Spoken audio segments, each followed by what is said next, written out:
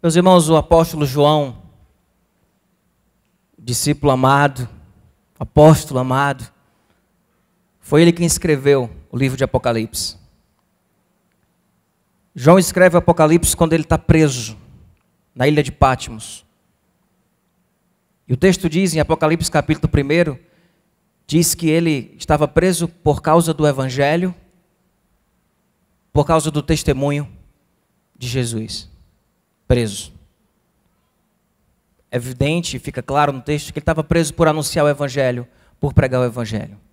E preso na ilha de Patmos, ele tem uma experiência que é contada no começo de Apocalipse, e é um livro com muitas experiências, em que ele escuta uma voz de Deus como que uma trombeta, dando uma ordem a ele de que ele escrevesse as 7 igrejas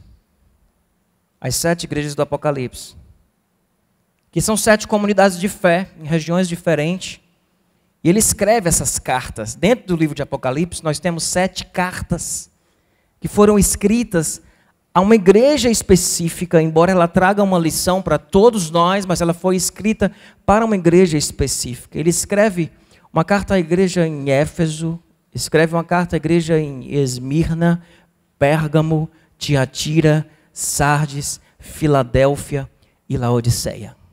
7 cartas. E eu queria hoje compartilhar com vocês a 7ª carta. A carta que João escreve por ordem de Deus, nesse som de trombeta que vai no ouvido dele, mandando ele escrever a essas igrejas, ele escreve a igreja que estava ali em Laodiceia. E aí, antes de ler a carta, é algo que você precisa entender. Quando a gente discuta que Paulo escreveu uma igreja, a igreja tal, parece que aquela igreja era lá um templozinho, num lugar onde as pessoas tinham um endereço, um CNPJ, um estatuto, não tinha nada disso. Ele está escrevendo a uma comunidade de fé. Ele está escrevendo a um corpo de pessoas. Ele não está falando sobre... Imagina alguém escrevendo uma carta para uma igreja hoje, dizendo, olha, o louvor de vocês é muito bom, as programações que vocês fazem, as conferências, os congressos, eles são muito bem elaborados. Não era dessa igreja que ele estava falando, uma igreja cheia de programação, cheia de evento. Ele estava escrevendo para a vida das pessoas. Então não é absurdo fazer a conclusão de que nós podemos também ler esta carta como uma carta escrita a nós, como comunidade de fé, mas uma carta escrita a você, a mim. Porque ele está falando de coisas que têm a ver com a vida das pessoas. E com aquilo que aquela comunidade de fé representa dentro daquele contexto, dentro daquela cidade. Então João escreve 7 cartas.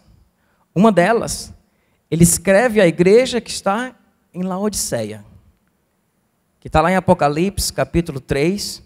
E eu vou ler do versículo 14 ao versículo 20. A gente vai fazer algo hoje aqui diferente. Eu vou ler o versículo e vou comentar esse versículo, eu vou ler o próximo e vou comentar esse próximo, eu não vou ler o texto todo. Talvez no final a gente faça isso. Mas eu queria ler versículo por versículo, ou 2 versículos juntos no máximo, para a gente ir lendo a carta e interpretando essa carta, e trazendo que essa carta, entendendo o que essa carta disse para aquele povo lá, e o que ela está dizendo hoje para mim. O que ela está dizendo hoje para você. E a carta começa dizendo o seguinte: ao anjo da igreja em Laodiceia, escreva: estas são as palavras do amém. Esse amém é o próprio Jesus. Em Apocalipse 1 isso fica muito claro. A testemunha fiel e verdadeira, o soberano da criação. É Jesus quem está falando, é Jesus quem está dizendo. Interessante que a palavra profética no Antigo Testamento, ela vinha o Espírito de Deus, eu escutei o Espírito de Deus, e aqui a gente tem o próprio Jesus como o profeta que continua falando à sua igreja, porque ele é o cabeça da igreja, e ele continua falando à sua igreja, e a igreja aqui, ele continua falando às pessoas que creem nele. Versículo 15 continua e diz: eu conheço as suas obras. Ai, que medo. Sei que você não é frio nem quente. Melhor seria que fosse frio ou quente. Assim você é morno, nem frio nem quente. Porque você é morno, eu estou a ponto de vomitá-lo da minha boca. Ele começa dizendo no versículo 15, eu conheço as suas obras. Jesus conhece as nossas obras. Jesus conhece quem somos de fato. Ele nos conhece por inteiro. Ele conhece tudo de nós. A gente não precisa ter medo dessa verdade, porque sabemos que esse Jesus que sabe todas as coisas é gracioso e poderoso e é amoroso. Mas é verdade de que nós não temos como fugir de Deus. Nós não temos como manipular a nossa história para ela ficar bonitinha para Jesus. Eu conheço as tuas obras. E o texto diz, eu sei que você não é quente nem morno. E às vezes as pessoas interpretam esse versículo de uma forma muito equivocada, como se fosse assim, você não é nem quente, nem frio, como se o frio fosse alguém frio espiritualmente, alguém que não levanta a mão, que não ora, que canta, não canta de olho fechado, ou que nem canta. É melhor que você nem cantasse do que cantar morno, como se isso fosse ligado a fervor. Esse fervor evangélico, esse fervor brasileiro da cultura brasileira, esse fervor da nossa expressão de fé, não tem nada a ver com isso. Não tem nada a ver com isso. Alguém também já disse que é melhor um ateu do que um morno. É melhor que você nem creia do que você crer e não ser quente e ser morno. Na verdade, ele está falando de duas coisas que são boas, porque Laodiceia tinha um rio, e o nome do rio era Lico. E esse rio era um rio que secava no verão. Secava. E essa cidade precisava se abastecer de um rio na cidade de Hierápolis, que tinha águas termais, e vinha aquela água quente, tinha uma água quente gostosa, água quente é gostosa. Quem já tomou banho de água quente? Gosta de tomar banho de água quente? Está dando para tomar banho de água quente nessa época do ano aqui em Fortaleza, em qualquer piscina. Está quente a água. Lembra Mossoró, por isso que você está no Termas. Já tu foi no Termas tomar banho ali? É gostoso. Porque você entra num lugar mais quente do que o que está fora, e depois que você sai fica bom. Mas é gostoso, todo mundo viaja e é agradável, e tomar banho numa aguinha quente. Essa cidade também estava perto da cidade de Colossos. Em Colossos tinha ribeiros de água cristalina, fresca, água potável. E ele está falando de duas coisas muito agradáveis, coisas que nós sentimos prazer em estar. Prazer em tomar banho numa água termal e prazer em tomar banho num rio cristalino. Ele está dizendo, vocês não são nenhuma coisa nem outra. E essa cidade, muitas vezes, quando o rio secava, tinha um arqueduto que puxava a água lá do outro rio para cá, e ela vinha morna, ela vinha barrenta, ela vinha sem condição nenhuma de uso.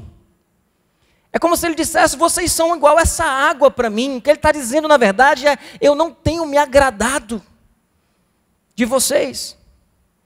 Antes vocês fossem como as águas termais da cidade de Hierápolis, ou que vocês fossem como os rios cristalinos e água gelada que tem ali em Colossos. Vocês não são nenhuma coisa nem outra, vocês são água morna que vem dentro do eletroduto que chega aqui, que ninguém tem prazer nela.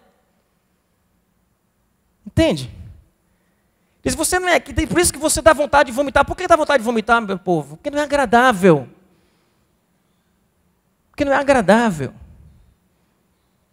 E ele sente vontade de colocar para fora, porque ele não é quente nem fria, é uma água, entende? É como se ele estivesse dizendo, eu conheço as obras de vocês e eu não tenho tido prazer nelas.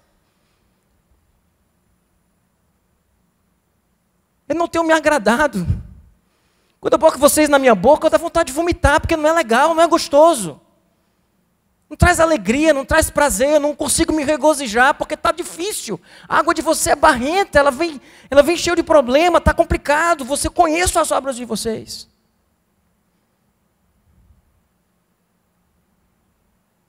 Entende, pessoal?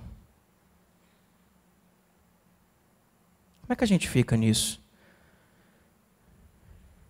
Deus conhece as tuas obras. Conhece as minhas obras.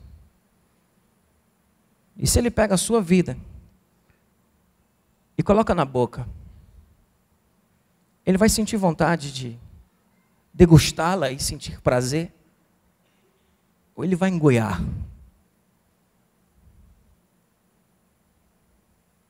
Pesado, né? Pensa nisso. Mas o texto continua. E ele vai mais fundo. Ele diz, você diz, estou rico, adquiri riquezas e não preciso de nada.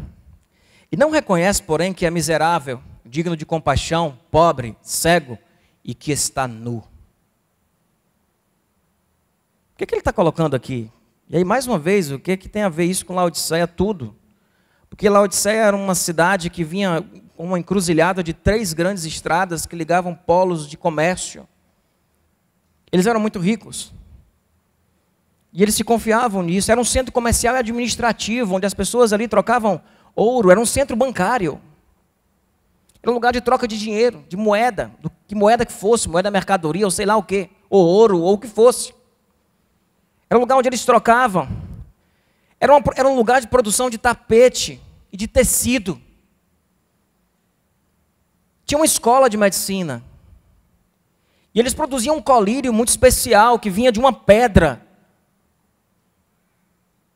Então era uma cidade que dizia, estou rica. Eu adquiri riqueza, não preciso de nada. A gente tem riqueza, a gente tem tecido, a gente é uma cidade bem localizada, a gente está aqui no meio de uma situação favorecida. Nós temos aqui os nossos médicos. O que acontece quando a gente chega a uma condição em que parece que a gente não precisa mais de Deus? Em que parece que Deus poderia ser dispensado e deixar Ele guardado numa despensa, até que surja uma próxima necessidade. E nós não estamos reconhecendo o quanto nós precisamos dEle. E é isso que o texto diz. Você não reconhece, porém, que é miserável, digno de compaixão, pobre, cego e que está nu. Nu. E é contraditório, porque numa cidade onde, apesar da riqueza, eles eram pobres. Que apesar de tanto tecido, ele diz que vocês estão nus. Apesar de tantos médicos e a fabricação de até mesmo um colírio, vocês estão cegos. E aí ele chega no versículo 18 e diz, eu dou-lhe este conselho. Comprem de mim ouro refinado no fogo, e você se tornará rico. Ele diz, a verdadeira riqueza da alma e da vida está em mim. Vocês estão confiando na cidade, confiando nas riquezas de vocês. A verdadeira riqueza está em mim. Ele continua e diz, compre roupas brancas e vista-se para cobrir a sua vergonhosa nudez. Comprem roupas de mim. Vocês fabricam tecidos, mas nada disso é suficiente para cobrir a vergonha de vocês. Apenas o sangue de Cristo pode cobrir a nossa vergonha e nos cobrir de fato. Deus está chegando para aquele povo e dizendo, parem de confiar nessas coisas, confiem em mim. Eu posso fazer vocês ricos, eu posso fazer vocês verdadeiramente vestidos. E ele diz, comprem colírio de mim, para ungir os seus olhos e poder enxergar, porque vocês estão cegos. Entende, meus irmãos? A carta está dizendo, eu conheço as tuas obras e eu não me agrado dela. Você acha que você tem tudo, mas você não tem nada. As coisas que você tem colocado sua segurança, não trazem segurança nenhuma para você. É de mim que vocês precisam comprar ouro, roupa para se vestir e colírio para colocar nos olhos. É Deus dizendo, é em mim que vocês precisam buscar. É quando vocês me tiverem que vocês vão poder dizer, eu não preciso de nada. De nada. E aí o texto continua, no versículo 19, e diz, repreendo e disciplino aqueles que eu amo. O que é interessante, o apóstolo amado, com uma palavra tão dura, Jesus, como sendo aquele que leva essa mensagem, como sendo a voz profética dessa mensagem, com uma palavra tão dura, mas ele diz, eu repreendo e disciplino porque eu amo. E aí no meio de toda essa constatação, de todo esse raio-x espiritual, ele renova a convicção naquele que está quebrado, de que ele continua amando. Por isso, seja diligente, seja rápido, seja hábil, seja logo, não deixe para depois, e arrependa-se. Arrependa-se. O reino de Deus Ele, quando chegou na Galileia, a mensagem de João Batista era: arrependam-se, porque é chegado o reino dos céus. O reino nasce na nossa vida e nasce na nossa casa a partir de arrependimentos. E quando a constatação é de que eu não conheço as tuas obras e eu sei que as tuas obras não são boas, eu não me agrado delas, vocês estão confiando em coisas que não são as coisas que podem trazer segurança para vocês. E eu digo a vocês que estou dizendo isso porque eu amo vocês e é por isso que eu estou repreendendo vocês. E sejam rápidos, cuidadosos, zelosos e se arrependam. Se arrependam. Arrependam-se. E aí vem o versículo 20 que eu quero encerrar com ele. Porque diante de tudo isso, sabe o que Jesus oferece? Um relacionamento. Ele diz: e eis que eu estou à porta e bato. Se alguém ouvir a minha voz e abrir a porta, eu entrarei e cearei com ele e ele comigo. Diante de tudo isso, de uma constatação de realidade, porque Jesus não está tapando o sol com a peneira, dizendo: não, beleza, relaxa, de boa, não. Ele está dizendo, de fato, levando você a compreender quais são os seus erros, quais são as suas falhas, mas diante disso ele renova a confiança no amor e oferece o quê? A oportunidade de se arrepender e de desfrutar de um relacionamento de comunhão com Jesus.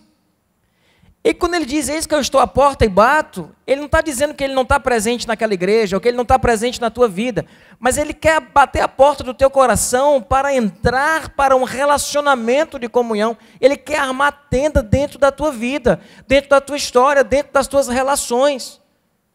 Onde é que Jesus quer entrar? Ele quer entrar dentro de nós, ele já está dentro de nós. Mas ele quer entrar no lugar dentro de nós em que o espaço de relacionamento existe, de comunhão existe. Ele quer entrar nas nossas relações. O que vai acontecer, meu povo, se a gente deixar Jesus entrar na nossa vida, não apenas para ter o seu espírito lá, não, mas entrar no sentido de estabelecer comunhão conosco. Ele está falando de quê? cear. Ele está convidando aquelas pessoas para quê?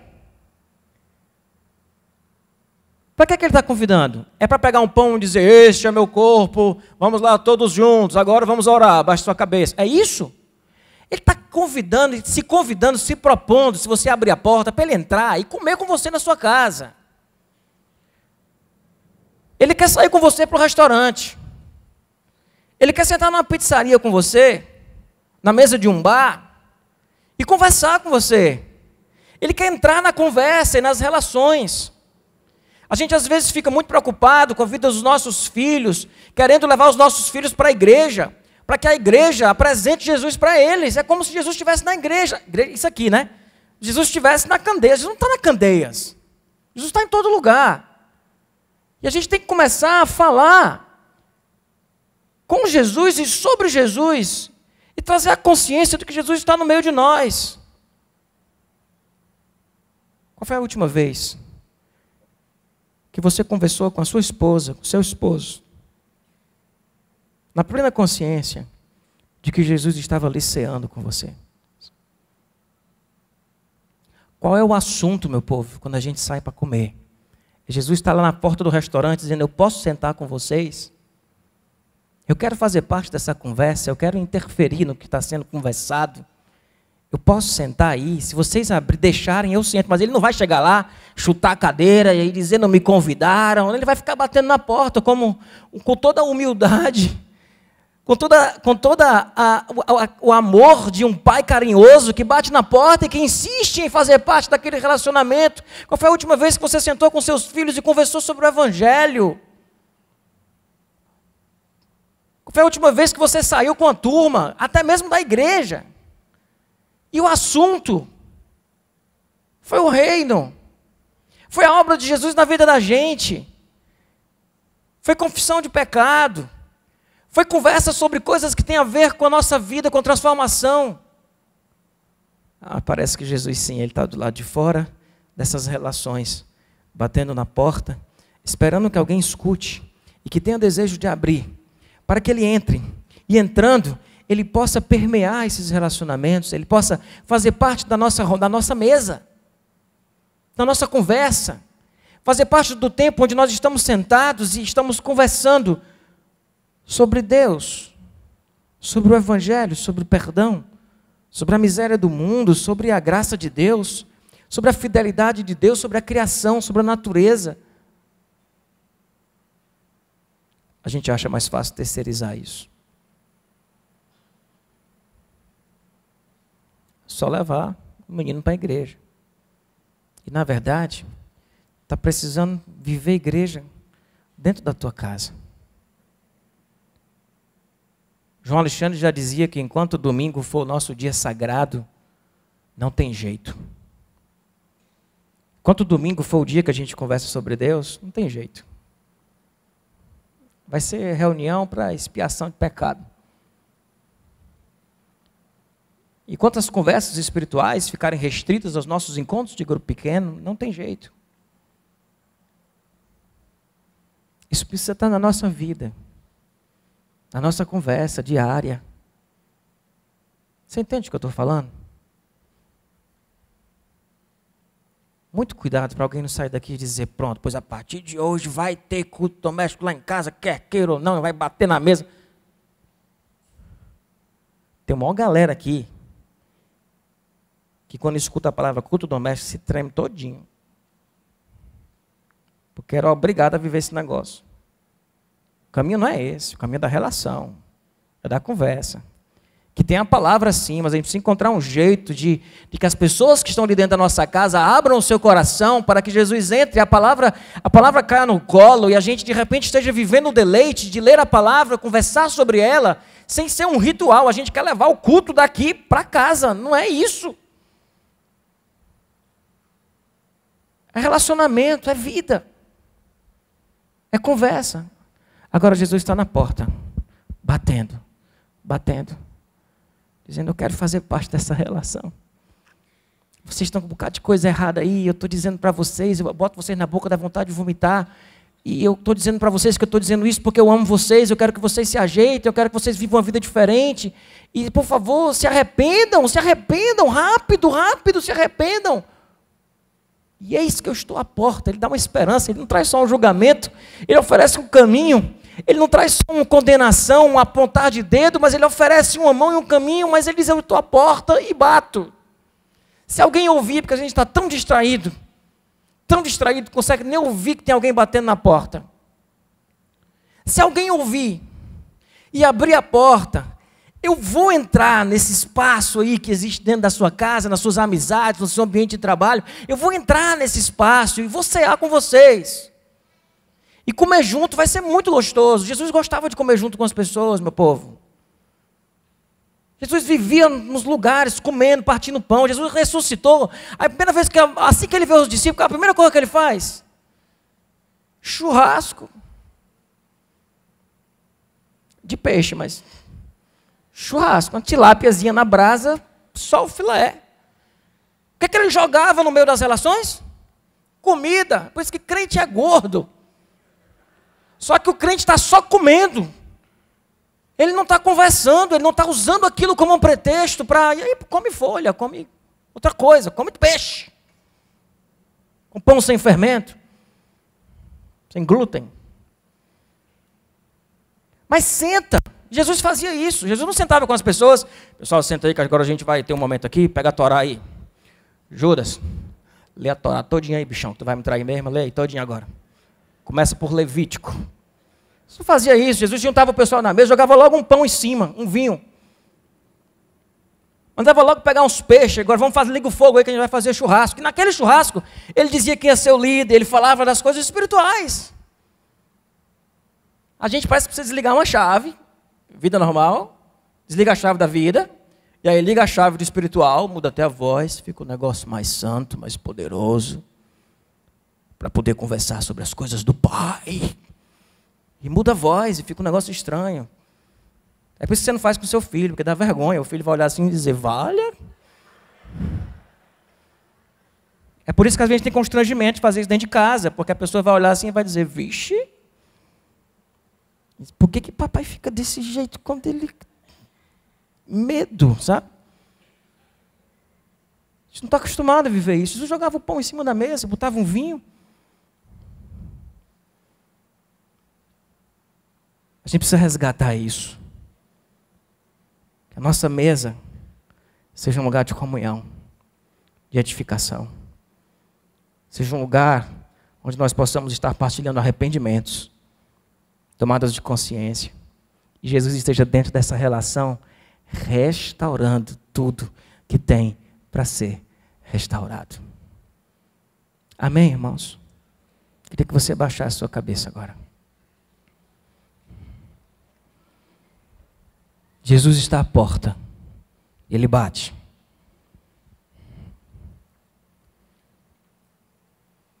E disse: se alguém ouvir a minha voz e abrir a porta, eu vou entrar. E eu vou comer com vocês. E comendo com vocês, eu tenho tanta coisa para dizer. Comendo com vocês, eu tenho tanta coisa para mexer. Mas primeiro abre a porta. Deixa eu entrar. Vamos sentar na mesa e vamos começar comendo. Vamos começar comendo. E essa música diz: eu quero ser santo. E é o desejo do seu coração de viver essa santidade. Essa santidade, não a santidade da voz diferente, de uma vida sem pecado, mas da santidade de entender que a sua vida é separada para estar com Deus, para viver com Deus, para comer com Ele, para escutar o que Ele tem para você. Essa música diz: eu vou erguer os meus muros. E a gente precisa erguer alguns muros para se defender de algumas coisas. Mas mais importante do que isso, eu não quero perder tempo com palavras vãs. Eu só quero me envolver com aquilo que for de Deus. Eu quero ser santo. Eu quero ser santo.